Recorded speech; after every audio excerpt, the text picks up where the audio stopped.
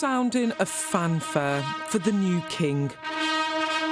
Westminster Hall, home to much of our nation's history, from medieval to modern times. But few occasions compare with this. The second Elizabethan age is over. Parliament welcoming a new monarch and a new reign.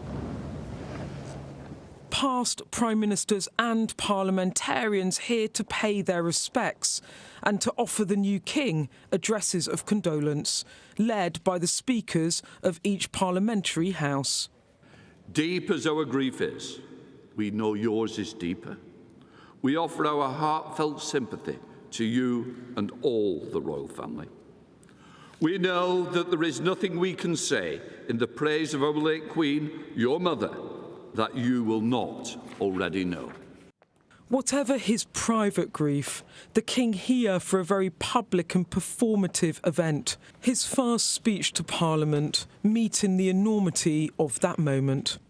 As I stand before you today, I cannot help but feel the weight of history which surrounds us and which reminds us of the vital parliamentary traditions to which members of both houses dedicate yourselves. A hereditary monarchy renewing its commitment to parliamentary democracy.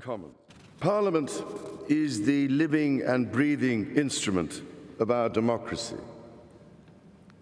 That your traditions are ancient, we see in the construction of this great hall, and the reminders of medieval predecessors of the office to which I have been called. My lords and members of the House of Commons, we gather today in remembrance of the remarkable span of the Queen's dedicated service to her nations and peoples.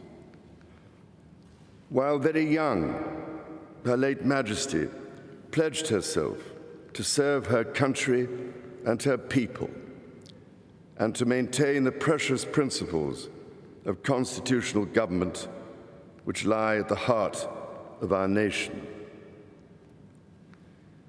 This vow she kept with unsurpassed devotion. She set an example of selfless duty, which, with God's help and your counsels, I am resolved faithfully to follow.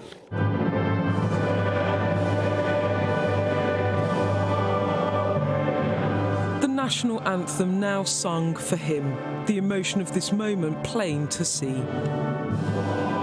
This ceremony concluded, the King and Queen Consort now leaving Westminster for Holyrood, and a deep breath in for a monarch not only mourning his mother, but trying to reassure a nation too. The King embarking now on a nationwide tour, leaving this legislature in London and landing just a couple of hours later in Scotland to address another. Arriving at the Scottish Parliament and setting aside his ceremonial uniform for the kilt. 2 minutes of silence and heads bowed before the King addressed the politicians and people of Scotland. My mother felt, as I do, the greatest admiration for the Scottish people, for their magnificent achievements and their indomitable spirit. And it was the greatest comfort for her to know, in turn, the true affection in which she was held. The knowledge of that deep and abiding bond must be to us a solace as we mourn the end of a life of incomparable service.